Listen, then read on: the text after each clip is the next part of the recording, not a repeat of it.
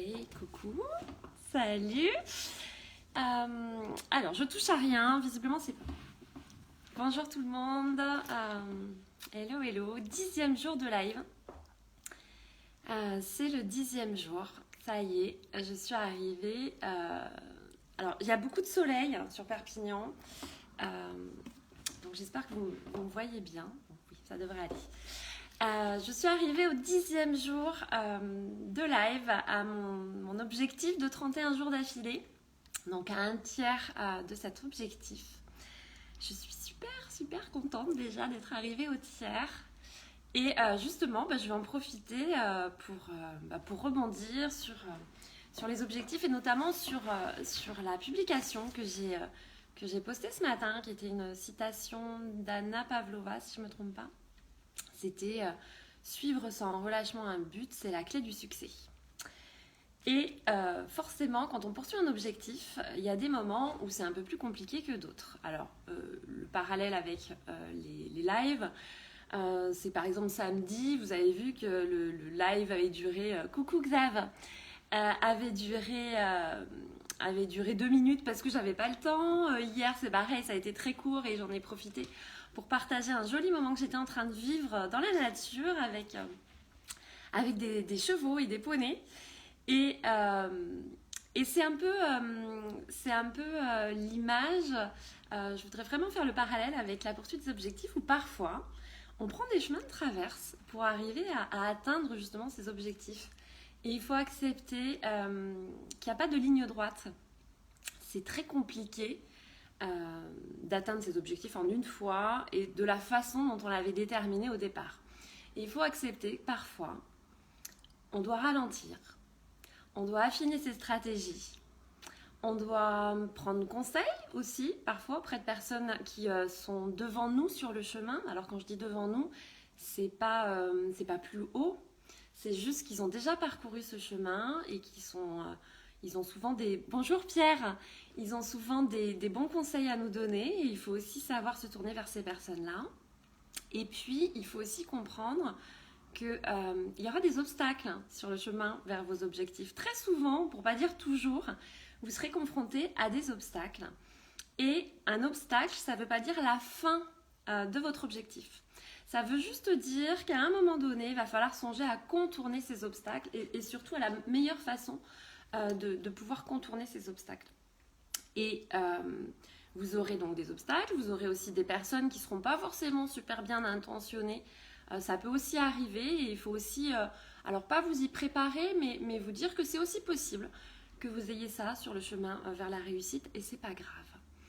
Il est important de choisir ses combats. Alors, c'est pas toujours évident parce que quand on est confronté à un obstacle ou à des personnes un petit peu négatives ou pas forcément bien intentionnées, on a parfois envie de se défendre et c'est légitime.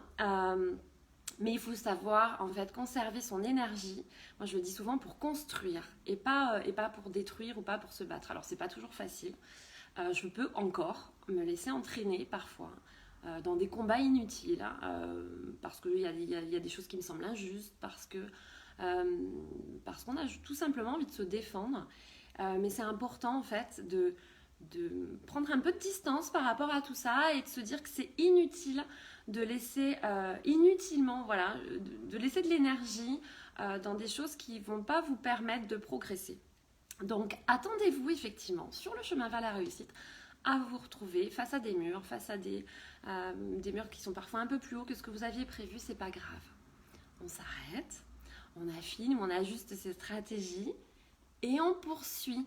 Et on continue, parce qu'encore une fois, atteindre un objectif, ça ne se fait pas de façon linéaire. Y a des marches qui sont un petit peu plus hautes que d'autres, et c'est ok. Et quand on dit on ne s'arrête pas, c'est on ne met pas un stop définitif à un projet qui nous tient à cœur. Encore une fois, on patiente, on reprend des forces, on prend conseil auprès de personnes un peu plus expérimentées ou dont c'est la profession de vous accompagner sur ce chemin. Mais surtout, on ne met pas fin à un projet qui nous tient à cœur.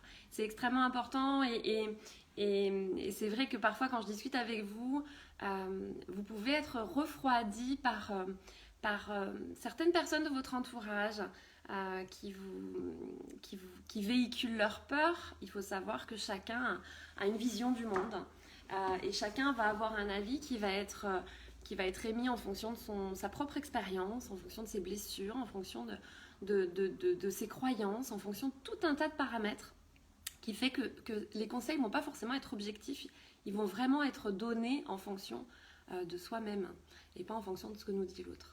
Donc c'est vraiment important de ne pas vous laisser polluer par un entourage qui n'est pas forcément malveillant, hein, mais qui ne va pas arriver à vous motiver suffisamment, ou qui ne va pas arriver à bonjour Pierre, bonjour Philippe, bonjour Stéphane, bonjour Karine, qui ne va pas arriver à vous stimuler suffisamment pour vous redonner des forces et pour continuer justement ce chemin qui n'est pas toujours très facile.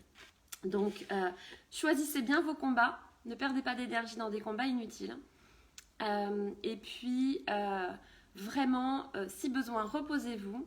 Affinez vos stratégies, encore une fois, pour atteindre un objectif. Parfois, on a l'impression qu'on va passer, on va faire une ligne droite, on va aller de là à là. Or, c'est rarement comme ça que ça se produit. Très souvent, on doit envisager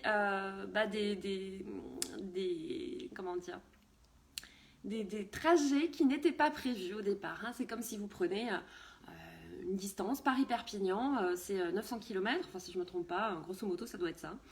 Et 800, 900 km, je ne sais pas, j'aurais dû vérifier avant peut-être. Enfin, toujours est-il que voilà, il y a 900 km. Le but, c'est de le faire le plus rapidement possible. Vous vous dites qu'en prenant une ligne droite, ça va se faire parfaitement. Et puis, vous vous rendez compte que sur le trajet, vous allez quand même devoir passer par Dijon ou par Brest, ou vous arrêtez à d'autres endroits. Ce n'était pas du tout prévu, mais souvent, en fait, en plus, ça va vous apporter des choses supplémentaires. Donc, ne perdez pas espoir.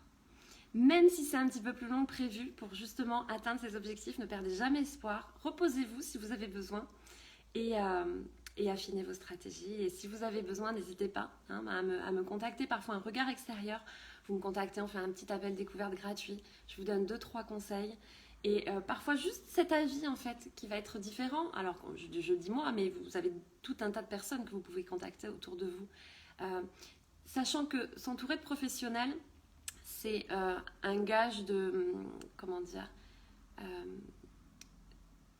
d'objectivité. Hein. Encore une fois, prenez conseil auprès de votre entourage aussi si ça vous semble important, mais ne perdez pas de vue que votre entourage va véhiculer ses croyances, ses peurs, et en plus avec le lien qui vous unit parfois, ils n'ont pas envie de vous voir souffrir sur le chemin, et ils vont parfois vous donner des conseils qui sont pas toujours très adaptés. Voilà, c'est ce que j'avais à dire aujourd'hui. Donc encore une fois, moi je suis super contente d'être arrivée au tiers de mon objectif. Et puis j'espère que vous avez des tas de projets et que vous allez tous les réaliser et que vous avez tous en tête des stratégies pour y arriver. Et si ce n'est pas le cas, encore une fois, n'hésitez pas à me contacter. Et je vous souhaite une très très belle journée. Je vous donne rendez-vous demain. On n'a toujours pas parlé du lâcher prise, comme quoi moi je me laisse guider. Alors je vais regarder Néo. Tout est une histoire de mental et d'attitude positive. Miss Sourire. Oui, je rentre en réunion. Bonne journée. Et merci beaucoup Néo. Bonne réunion à toi.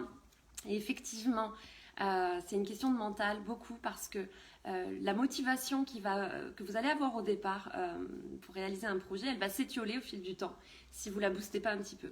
Et là aussi, il y a plein de stratégies pour booster la motivation. Ce matin, j'ai eu un petit message d'une personne que je suis justement, que j'accompagne sur une perte de poids justement, et qui m'a envoyé un message super. Chaque semaine, on réajuste justement, on donne de la motivation, on accompagne et ça fait, là, je crois qu'on en est à la 7e ou 8e semaine avec une perte de poids et c'est quelqu'un que j'embrasse bien fort et dont je suis extrêmement fière, et sachez que effectivement ça se travaille. Oui, tu as raison Néo, la motivation c'est une question de mental et ça se travaille. Donc je vous embrasse bien bien fort tout le monde. Bonjour Jérôme, bonjour bonjour tous ceux que j'ai vus passer et désolé à ceux que j'ai pas lu au fur et à mesure. Je vous embrasse bien fort et puis je vous dis à demain pour un nouveau live. Au revoir, à demain.